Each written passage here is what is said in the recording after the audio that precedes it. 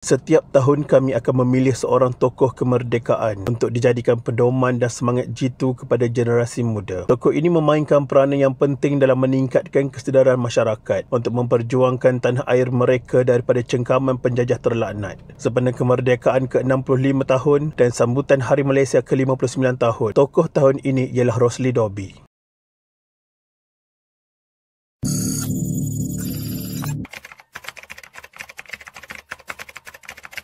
Mengikut rekod catatan pejuang kemerdekaan Sarawak, Rosli Dobi dilahirkan pada 18 Mac 1932 di Kampung Pulau Sibu, Sarawak dan merupakan anak kedua daripada 4 beradik dalam keluarganya. Ayahnya dikenali sebagai Dobi bin Buang berasal dari Indonesia keturunan Radin, manakala ibunya pula Puan Habibah bin Haji Lamid merupakan orang tempatan yang berasal dari keluarga yang menetap di Mukah.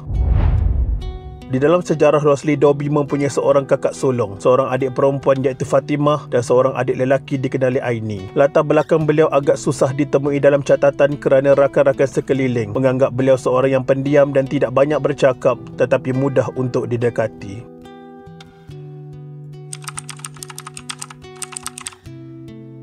Dibesarkan dalam keluarga yang beragama, beliau mendapat didikan agama yang cukup lengkap daripada ayahnya sendiri. Malah Rosli belajar mengajar Al-Quran, agama dan dibentuk perwatakan peribadi yang baik hasil daripada tangan ibu dan ayahnya. Bagi masyarakat setempat, Rosli seorang yang suka melontarkan senyuman kepada sesiapa pun, di samping sikapnya yang suka berdikari dan taat kepada ibu dan bapa serta suka membantu. Beliau belajar di Methodist School Sibu dan menjadi guru sekolah rakyat pada sebelah petangnya. Beliau menjadi guru lantaran peletakan jawatan begitu ramai guru dan kaki tangan awam yang membantah arahan British di mana mereka dilarang penyerahan Sarawak kepada koloni British.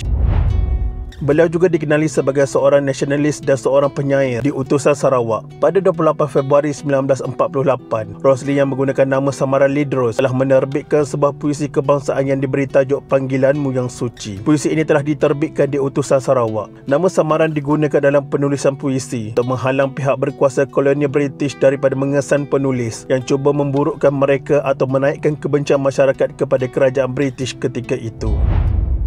Beliau mulai menyertai pergerakan pemuda Melayu PPM Sibu di bawah kepimpinan Sir Haji Yaman. Di dalam PPM, Rosli memegang jawatan penting seperti penolong Setiausaha Agong. Namun pada 13 Ogos 1948, secara rasmi beliau bersama beberapa rakannya telah menyertai Rukun 13.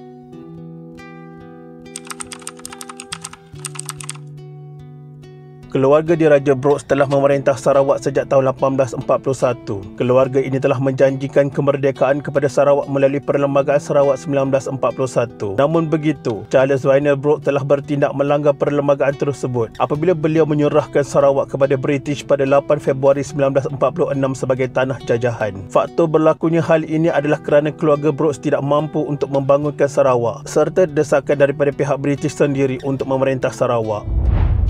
Jelas bahawa tindakan ini telah membawa kepada reaksi masyarakat yang sangat menentang penyerahan ini dan bermulalah gerakan anti penyerahan Sarawak. Berang dengan keadaan ini, Rosli Dobi melibatkan diri dalam kumpulan anti penyerahan yang dikenali sebagai Pergerakan Pemuda Melayu Sibu. Daripada pergerakan ini, 13 ahli akhirnya membentuk kumpulan rasmi yang dikenali sebagai Rukun 13. Mereka pada mulanya merancang untuk membunuh Gubernur British ketika itu, Charles Eden Clark. Namun nasibnya baik kerana beliau telah dipindahkan ke Gold Coast, Australia dan digantikan Sir Duncan Stewart sebelum mereka sempat berbuat demikian.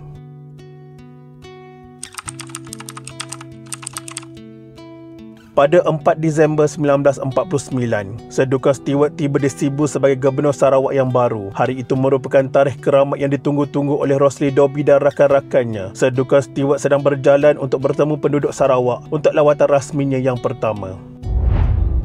Pada ketika itu, 4 ahli Rukun 13 iaitu Rosli Dobi, Mursyidis Siddiq, Awang Ramli dan Bujang Sutong berada di lokasi kejadian dengan menyamar sebagai pelajar sekolah.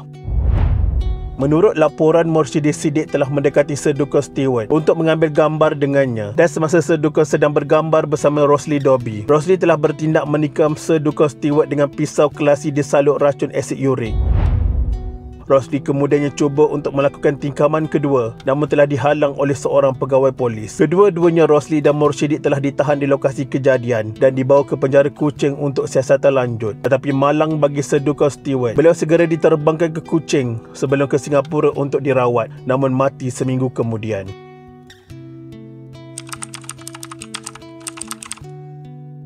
Selepas penahanan Rosli Dobi dan Mursyid Siddiq, pihak British telah menjalankan penyiasatan mengenai Rukun 13. Bojang Sutong dan Awang Ramli turut ditahan beberapa hari kemudian. Kematian Sir Duncan Stewart telah menjadi kes ini sebagai satu kes pembunuhan dan pihak British telah mengambil tindakan keras terhadap ahli-ahli Rukun 13 ini. Adapun Rosli Dobi masih remaja semasa peristiwa tersebut, iaitu berusia 17 tahun. Tetapi beliau tidak dibicarakan sebagai pesalah di bawah umur dan berat sebelah. Setelah perbicaraan, British telah menghukum ke semua ahli-ahli yang terlibat dengan hukuman gantung sampai mati. Rosli Dobi telah dipenjarakan di pusat penjara Kuching untuk tempoh beberapa bulan. Ketika menjalani hukuman ini, beliau sempat menulis surat kepada ibu bapanya yang berbunyi, "Menjelangi Yang Mulia Ayahanda dan Bonda kita, Kampung Pulau Sibu, Sarawak, Ayahanda. Dengan segala hormatnya, anakanda menyatakan kepada Ayahanda dan Bonda serta ahli-ahli kita sekalian yang ada, iaitu anakanda adalah di dalam keadaan selamat dan sihat. Pasal makan anakanda di sini serta minuman, sama ada tidur dan mandi, semuanya cukup belaka. Dari itu, anakanda harap kepada Ayahanda dan Bonda janganlah bersusah hati terhadap hal kesihatan anakanda di sini. Dan anakanda harap mudah-mudahan anakanda selamat dan panjang umur berkat doa kita siang dan malam. Sampai kita boleh berjumpa dan diam lagi semua dengan aman seperti sedia kala, jika dengan takdir dan izin yang maha berkuasa Allah Subhanahu Wa Taala. Dari itu, anakanda mohonkan perasaan hati Ayahanda dan Bonda serta semua ahli-ahli kita hendaklah disenangkan dan disabarkan supaya tidak jadi melarat. Doakanlah anakanda siang dan malam. Pasal keputusan anakanda bolehlah didengarkan sedikit bulan lagi. InsyaAllah selamat. Dan jangan lupa Ayahanda minta ahli kita sembahyang hajat. Sekianlah dapat anakanda huraikan untuk maklum Ayahanda dan Bonda serta semua ahli-ahli kita. Dan wassalam peluk cium anakanda kepada Ayahanda dan Bonda serta ampun dan maafkanlah mana-mana kesalahan anakanda, dan sampaikanlah salam hormat dan bahagia anakanda kepada semua ahli-ahli kita dan kawan anakanda. Adik Aini jangan lupa suruh pergi sekolah hari-hari dan jangan mengikut langkah saya. Sesampai surat ini, suruhlah ahli-ahli dan kawan-kawan saya membaca, dan surat saya yang dua ini tolonglah berikan kepada Wan Mahsing. Bilang dengannya suruh sampai dengan orang yang anakanda telah alamatkan dan adanya. Menunggu jawab dari Ayahanda dengan yakin. Wassalam yang taat dan setia."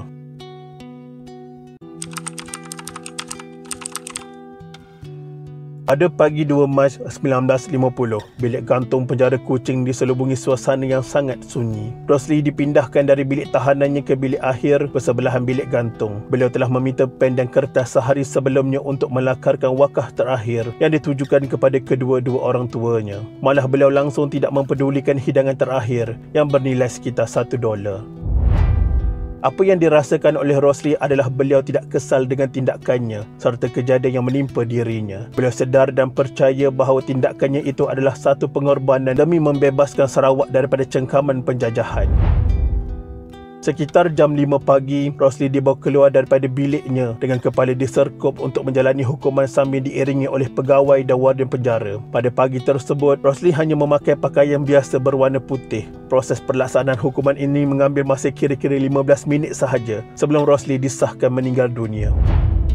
Rosli merupakan pesalah pertama yang dihukum gantung, diikuti Mursyid Siddiq, kemudian disusuli Awang Ramli dan Bujang Sutong yang dihukum pada 23 Mac 1950. Segala alat dan tukang gantung berbangsa Inggeris dibawa khas dari penjara Changi, Singapura. Sebelum dihukum gantung, Rosli sempat memohon sesuatu kepada tukang gantung supaya hukuman dijalankan selepas selesai beliau membaca 2 kalimah syahadah. Suntikan bius diberikan dan tangan serta kakinya diikat bagi mengelakkan beliau meronta-ronta. Akhirnya pintu perangkap dibuka, menandakan hukuman ke atas hero Sarawak ini dilaksanakan. Tubuh beliau dibiarkan tergantung untuk seketika dan kemudiannya dibawa turun untuk pengesahan kematian.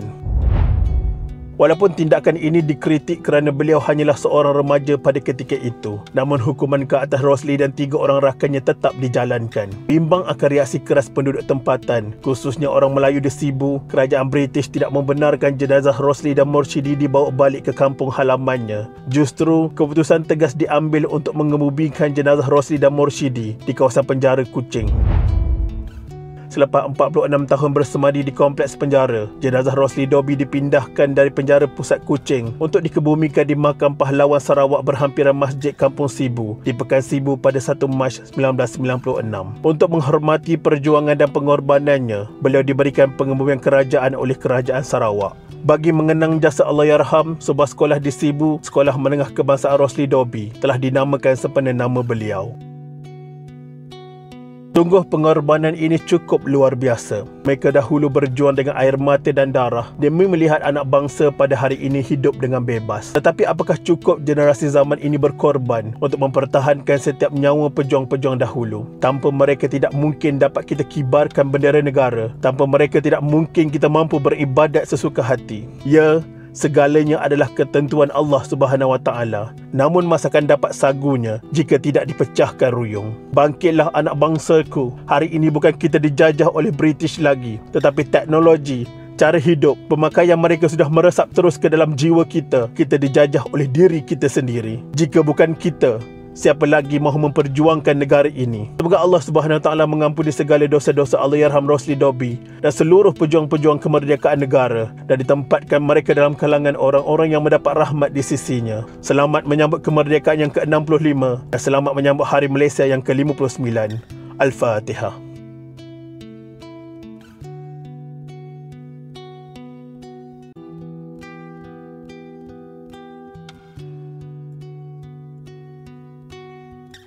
Sekian, terima kasih.